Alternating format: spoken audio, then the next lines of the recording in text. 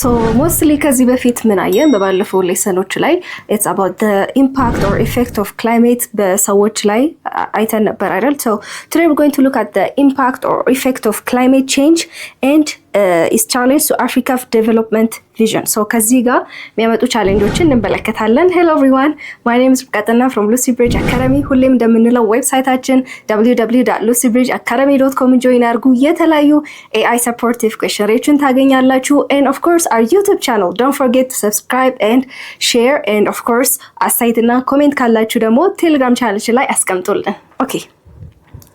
So first let's distinguish climate variability and climate change. So ብዙ ጊዜ climate variable ይሆናል እንላለን፣ አንዳንዴ ደግሞ climate change ይፈጠራል እንላለን. So what they're different? So climate variability የምንለው short term የሆነ change ነው that may arise by natural internal process or human induced factors. በተለያዩ በናቹራል የሆኑ ፋክተሮች ሊሆን ይችላል or በhuman induced የሆነ ፋክተሮች short term የሆነ ነው። ግን climate change የምንለው ደግሞ በተቃራኒው long term ነው። ለምሳሌ can be decades 10 አመታት ሊሆን ይችላል አይደል?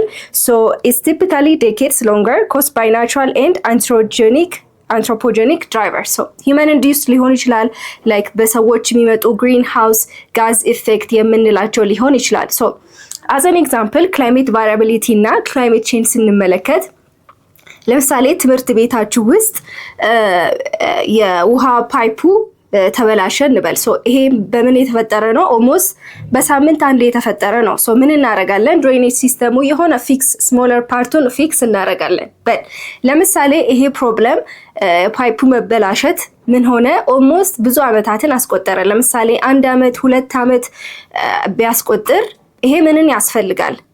ሎንግ ተርም የሆነ ሶሉሽንን ይፈልጋል አይደል?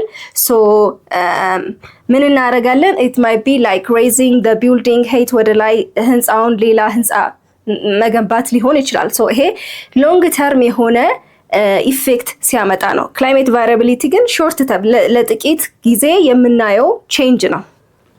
ኦኬ ሶ አንደርስታንዲንግ the difference ይሄንን አንደርስታንድ ማድረግ ምን ይጠቅመናል? as we have said ቅድም በኤግዛምፕል እንዳየነው የሆነ ጊዜ ስናየው የሆነ ሳምንት ካየነው ማይነር የሆነ ወይ ደግሞ ስሞል የሆነ ሶሉሽን ወይ ደግሞ ጥቂት የሆኑ በቃ ጀስት ራንደም የሆነ ሶሉሽን ይሄን አርግ እንላለን። but ሎንግ ተርም ከሆነ ብዙ ጊዜ የወሰደ ችግር ፕሮብሌም ከሆነ ምን እናረጋለን? ሶ ቢገር የሆኑ ሶሉሽንን ማፋለግ እንጀምራለን። ሶ እነዚህን ክላይሜት ቫሪዬሽን እና ክላይሜት ቼንጅ ምን እናረጋለን? አንደርስታንድ ባረጋችን ምን ይጠቅመናል? ሶ የትኛው ሂውመን ኢፌክት ክላይሜቱን አፌክት እንደሚያደርግ እንድናውቅ and also to design effective adaptation strategies. ሶ የትኛው የሂውመን አክሽን ነው ይሄንን ኮዝ የሚያደርገው ሚለውን ጥያቄ እንድንመልስ እንድናቅ አንደርስታንድ እንድናረግ ያደርገናል። and of course ፕሮብሌሙን ካየን ችግሩ ምን እንደሆነ ካየን ደግሞ ወደፊት አንደኛ ያለውን ችግር ኢፌክቲቭ የሆነ አዳፕሽን ስትራቴጂ እንጠቀማለን። ሶ ይሄን እናርግ እንላለን። በራሱ ደግሞ ገና ላልተፈጠረው ደግሞ ወደፊትም ደግሞ የሚመጣውን ችግር ፕሪዲክት እንድናረግ ወደፊት አናላይዝ አድርገን ፕሪዲክት እናረግ ዝግጁ እንድንሆን ይጠቅመናል። Okay, so Africa is highly vulnerable to weak adaptive capacity. So vulnerability ማለት ምን ማለት ነው ብለናል? How likely someone or something is to get hurt አይደል? ምን ያክል አንድ ሰው በሆነ ነገር እንደሚጎዳ ምን ያክል vulnerable እንደሚሆን ያሳየናል። So አፍሪካ በምን ያክል ነው vulnerable የሆነችው? አንደኛ weak adaptive capacity. So የተለያዩ ፋርመሮች ምንድነው አድቫንስድ የሆነ ቴክኖሎጂ ላይኖራቸው ይችላል። ለምሳሌ የተለያዩ ትራክተሮች፣ ፈርቲላይዘሮች፣ ኢሪጌሽን ሲስተሞችን አዳፕቲቭ ካፓሲቲያቸው ዊክ ሊሆን ይችላል። ሌላኛው ደግሞ ሄቪ ሪላያንስ ኦን ኢኮሲስተም ጉድስ። ይሄ ምንድነው? ሞስትሊ አፍሪካ ምን ላይ ዲፔንድ ታደርጋለች? ሬን ፌድ ናቸው። ሬን ፌድ ማለት ሞስትሊ ከኔቸር የሚመጣ ዲፔንድ ታደርጋለች። ሌላ ሲስተም ላይክ ኢሪጌሽን የሚሉትን መጠቀም ሳይሆን ሞስትሊ ቀጥታ ከኔቸር የሚመጣውን ዝናብ ትጠብቃለች። ሶ ኦር ዲፔንድ ታደርጋለች። ሶ ሞስትሊ ሬን ፌድ ነው።